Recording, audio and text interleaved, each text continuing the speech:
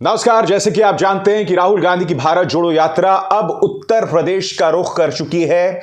आज सुबह उनके भारत जोड़ो यात्रा का फिर से आगाज हुआ दिल्ली के कश्मीरी गेट से, जो आपके स्क्रीन पर दिखाई दे रही है। और दोस्तों, दो बड़ी खबरें सामने उभर कर आई हैं यात्रा से ठीक पहले। खबर नंबर 1, अयोध्या के सबसे बड़े पुजारी ने राहुल गांधी को अपना आशीर्वाद दिया है दोस्तों, और यह अपने आप में खासा मायने रखता है।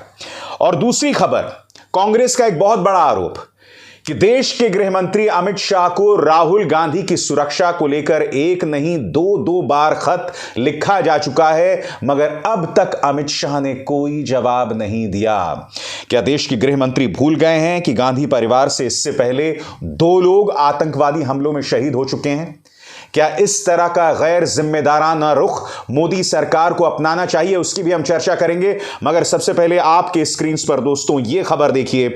न्यूज़ 24 की ये खबर क्या कहती है? ये हैं राम जन्मभूमि मंदिर के पुजारी आचार्य सत्येंद्र दास, और इन्होंने राहुल गांधी को आशीर्वाद दिया है। न्यूज़ 24 की खबर कह रही है, मैं आशा और प्रार्थना करता हूं कि जिस मिशन के लिए आप लड़ रहे हैं वो सफल हो। दोस्तों, आपके सामने वो खत जो आचार्य सत्येंद्र दास ने राहुल गांधी को लिखा है, और वो खत क्या कहता है मैं आपको पढ़ के सुनाना चाहता हूं। मेरी शुभकामनाएं हैं कि आप जो भारत जोड़ो यात्रा कर रहे हैं वो मंगलमय हो। आप जो काम देश जोड़ने की यात्रा कर रहे हैं वो पूर्ण हो। जो तपस्या आप लेकर चल रहे हैं उसमें आपको सफलता मिले। आप स्वस्थ रहें, दीर्घायु हों। देश के हित में जो भी कार्य कर रहे हैं वो वस्तुतः सर्वजन सुखाय सर्वजन हिताय है। इसी मंगल कामना के साथ शुभ आशीर्वाद, राम लला की आप पर कृपा बनी रहे। राम लला की आप पर कृपा बनी रहे, यहां पर आचार्य सत्येंद्र दास उनसे कह रहे हैं। अब इसके मायने क्या हैं दोस्तों? क्योंकि अब तक क्या होता था दोस्तों, इससे पहले अयोध्या से जो भी आवाज उभर कर आती थी उस आवाज में सिर्फ एक व्यक्ति को आशीर्वाद मिलता था, और वो है देश के प्रधानमंत्री नरेंद्र मोदी, या ज्यादा से ज्यादा मुख्यमंत्री आदित्यनाथ। मगर भारत जोड़ो यात्रा, जिसका मतलब है देश के अंदर हिंदुओं और मुसलमानों के बीच जो बेवजह तनाव पैदा किया गया है, लोगों में जिस तरह की खाइयां पैदा की जा रही हैं, उसको लेकर यह आशीर्वाद दिया जा रहा है, इस यात्रा को आशीर्वाद दिया जा रहा है। इसके क्या मायने? क्या यह मायने हैं कि अयोध्या का जो संत समाज है उनका मोहभंग होता जा रहा है भारतीय जनता पार्टी को लेकर?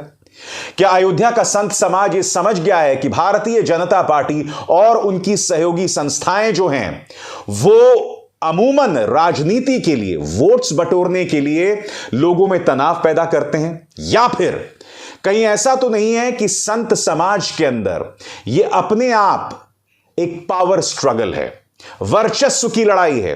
क्योंकि आप जानते हैं दोस्तों कि संत समाज में भी अक्सर राजनीति की खबरें आती रहती हैं। तो कोई ऐसा तो नहीं है सत्येंद्र दास जो है वो अपना वर्चस्व स्थापित करते हैं, इसलिए वो सीधे चुनौती उस खेमे को दे रहे हैं जो कि भारतीय जनता पार्टी के करीबी है।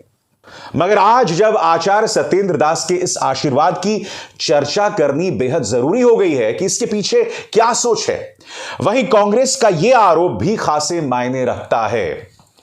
कांग्रेस ने एक प्रेस कॉन्फ्रेंस को बुलाया जिसमें जयराम रमेश थे, केसी वेणुगोपाल थे और पार्टी के प्रवक्ता पवन खेरा थे। एक बहुत ही गंभीर आरोप लगाया गया है दोस्तों कि देश के गृह मंत्री अमित शाह को एक नहीं 2 बार खत लिखा जा चुका है, मगर अमित शाह ने अब तक राहुल गांधी की सुरक्षा को लेकर कोई जवाब नहीं दिया। बार बार इस वीडियो का हवाला दिया जा रहा है जब राहुल गांधी दिल्ली में प्रवेश करने वाले थे, और आप देखिए किस तरह से भीड़ बेकाबू हो गई, दोनों तरफ से भीड़ आ गई और पुलिस यहां पूरी तरह से नाकाम दिखाई दी।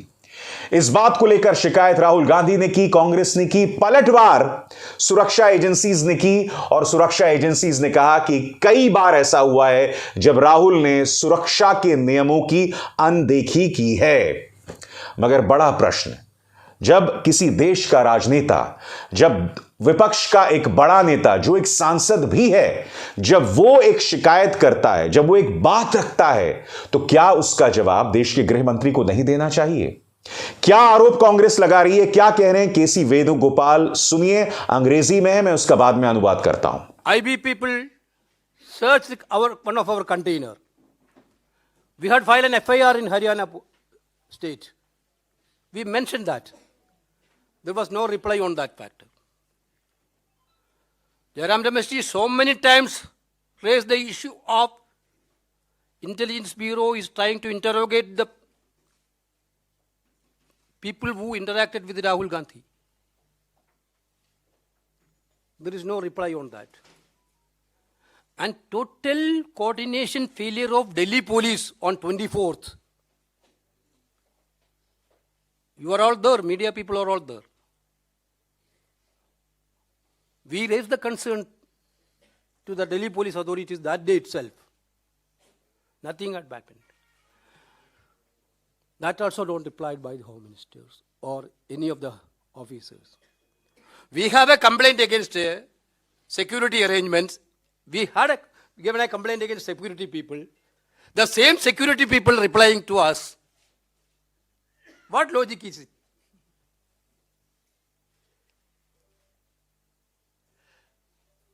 In democracy, at least as per the parliamentary conventions, whenever a member of parliament is writing, not even a party, a member of parliament is writing a letter to a minister, there should be an answer from the minister itself.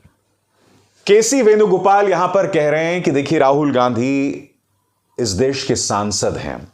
Rahul Gandhi की भारत जोड़ो यात्रा कई दुर्गम इलाकों से गुजर रही है और अभी पंजाब और कश्मीर में प्रवेश करने वाले हैं। लिहाजा बहुत जरूरी हो जाता है कि उनकी सुरक्षा में कोई कोताही ना बरती जाए। ये वो परिवार है जिसमें शहादत का एक लंबा चौड़ा इतिहास रहा है। यह ना भूलिए कि एलटीटीई के आतंकवादियों के हाथ में राजीव गांधी यानी कि राहुल गांधी के पिता शहीद हो गए थे।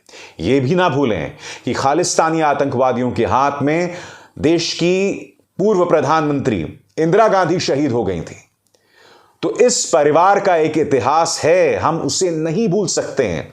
इस परिवार का एक लंबा चौड़ा इतिहास है हिंसा को लेकर, इसलिए इन चीजों को नजरअंदाज नहीं किया जा सकता। बहुत जरूरी हो जाता है कि इन मुद्दों पर गौर किया जाए और राजनीति के चलते भारतीय जनता पार्टी इसे नजरअंदाज नहीं कर सकती, नंबर एक। नंबर दो, इस पर राजनीति नहीं खेल सकती क्योंकि देश एक बहुत नाजुक दौर से गुजर रहा है और ऐसे में अगर कोई बहुत बड़ी आपदा आ गई इस यात्रा को लेकर तो यह अपने आप में एक नई किस्म की अराजकता को जन्म देगा और देश इस वक्त इस तरह के असंतोष, इस तरह की अराजकता को जो है वो अभी नहीं संभाल पाएगा। इसलिए बहुत जरूरी हो जाता है कि देश के गृह मंत्री इस मुद्दे पर गंभीरता से काम करें। अभिसार शर्मा को दीजिए इजाजत। नमस्कार। स्वतंत्र और आजाद पत्रकारिता का समर्थन कीजिए, सच में मेरा साथी बनिए। बहुत आसान है दोस्तों, इस ज्वाइन बटन को दबाइए और आपके सामने आएंगे ये 3 विकल्प, इनमें से एक चुनिए और सच के इस सफर में मेरा साथी बनिए।